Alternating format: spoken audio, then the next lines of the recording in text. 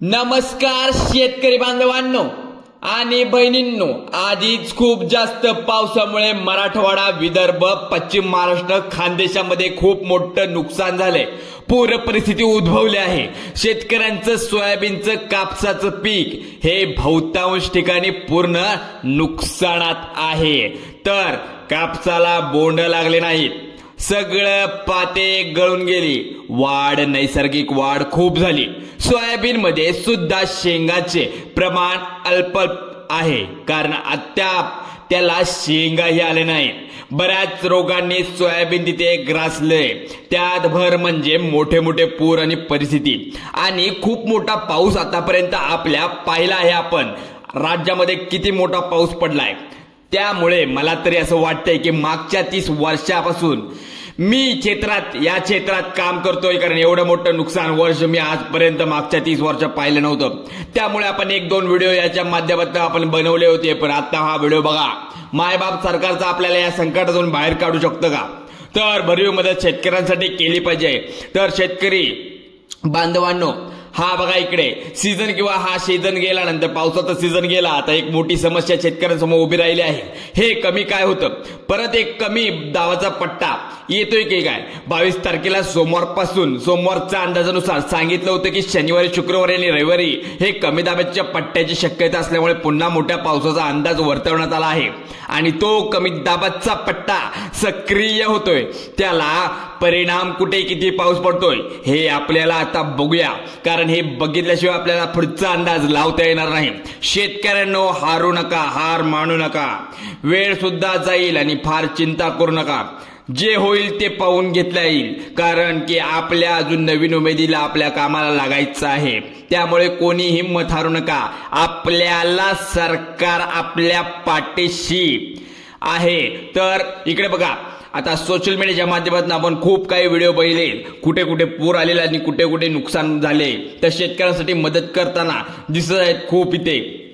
तर आपण आता पाहणार आहोत कमी दाबाच्या पट्ट्यामुळे शुक्रवारी त्याचा प्रभाव चालू होता. आणि शुक्रवार मुख्यत्व तुमचं तेलंगणामध्ये, मग तुमचं निर्मल असेल तर बैसा असेल, आदिलाबाद असेल, या भागामध्ये मोठ्या पावसाची स्थिती उद्भवली होती. कारण त्याचा परिणाम आपल्या आजपासून इथून पुढे जे तालुके वाईज, डिस्ट्रिक्ट वाईज झाला होता.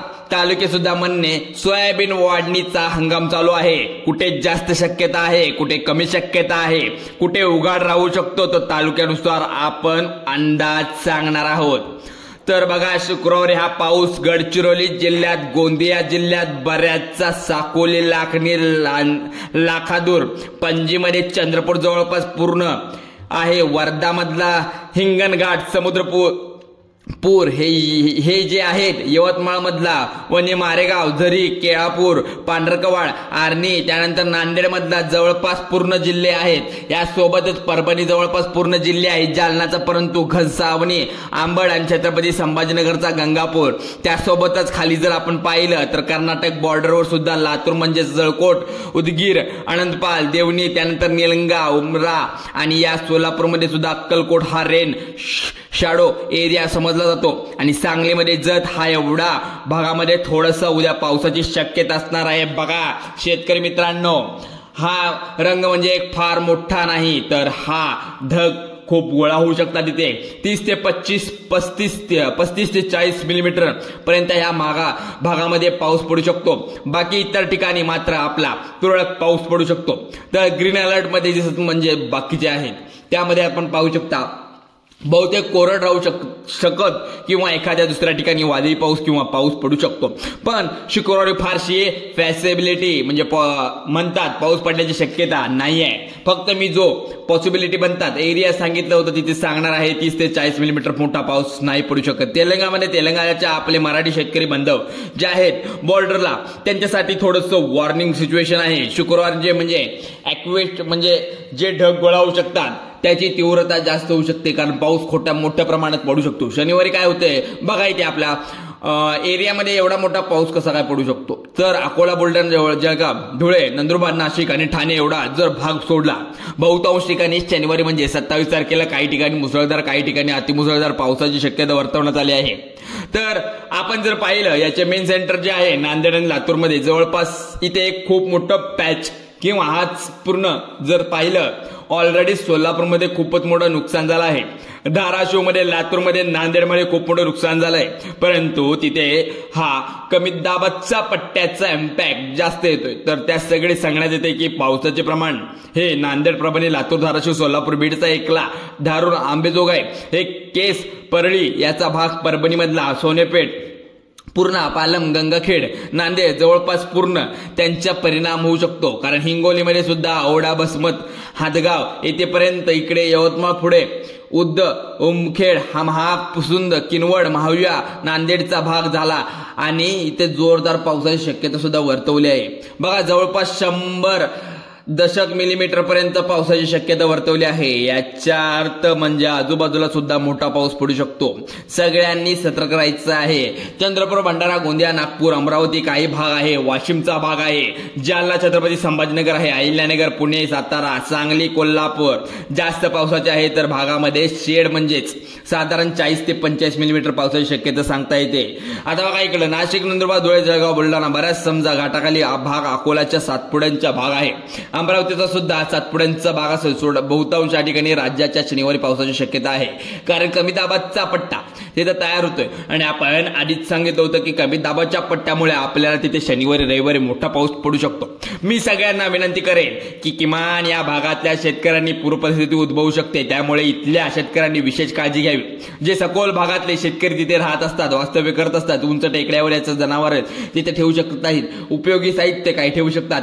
हार्वेस्टिंग सध्या म्हणजे शुक्रवार असतं की शुक्रवारी सुद्धा आज, उद्या किंवा परवा, आता बघा गुरुवार दिनांक झाला तर शुक्रवार, शनिवार पाऊस पडू शकतो बहुतांश ठिकाणी. कारण काळजी घ्यायची आहे सर्वांनी.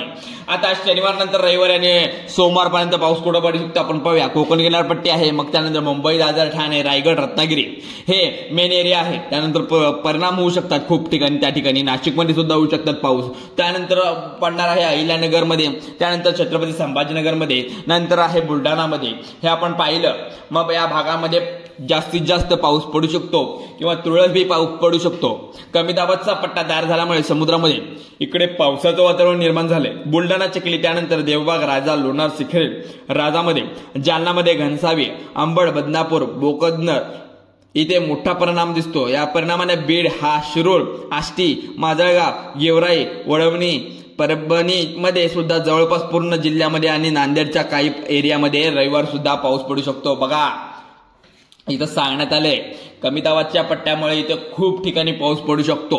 म्हणजे चंद्रपूर आणि गडचिरोली सुटलं, बाकीचा भंडारा, नागपूर, अमरावती, अकोला, जळगाव, धुळे आणि नंदुरबार, इकडे धाराशिव, लातूर, सातारा इथे मोठ्या प्रमाणात पावसाचा परिणाम होणार आहे. पाऊस राहू शकतो आणि रविवार सुद्धा पाऊस राहू शकतो. असे ढगाळ वातावरण निर्माण होऊ शकतात असं सांगितलंय. तुमच्या मुंबईकडे किंवा कोकण किनारपट्टीत जात असताना रविवारी सुद्धा पावसाची शक्यता असणार आहे. पहा इकडे शुक्रवार, शनिवार, रविवार हे प्रेशरनं जोरात इम्पॅक्ट पडू शकतो पावसाचा. कारण की ढगाळ वातावरण मोठ्या प्रमाणात निर्माण होणार आहे.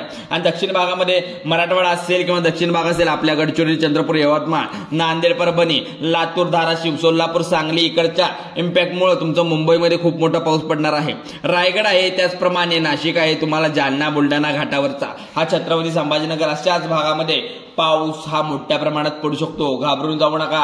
हे वाईट परिस्थिती सुद्धा जाऊ शकते. हे दिवस जाऊ शकतात, कायम राहू शकत नाही. बदल होऊ शकतो, परिस्थिती बदलणार आहे. बऱ्याच शेतकरी बंधूंना खूप मोठं नुकसान झालंय.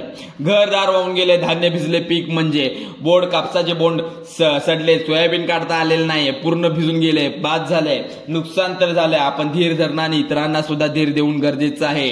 कारण रब्बीमध्ये खूप चांगला आपल्याला सीझन राहू शकतो, खूप चांगले भाव मिळू शकतात आणि आशेवर आपल्याला जगायचं आहे. आपल्या सोबत सरकार सुद्धा राहील. कारण काही सगळ्यांच्या भावना मेलेल्या असतात असं नाही, त्यामुळे सरकार सुद्धा भरीव मदत करेल. काल पडावाच लगेच स्टेटमेंट पाहिलं आपण तुम्ही न्यूजला. सगळेजणांच्या तुमच्यासोबत एक शुभेच्छा आहे. संकट प्रसंगी आपण या संकटातून बाहेर निघावं आणि आपण पुन्हा जोमानं कामाला लागावं, मी अशी सगळ्यांना विनंती करतो. आणि हा अंदाज तुम्हाला कसा वाटला? हा सोमवारपर्यंत अंदाज आहे, 29 सप्टेंबरपर्यंत. चला तर व्हिडिओ आवडल्यास लाईक करा, शेअर करा आणि सबस्क्राईब करायला विसरू नका.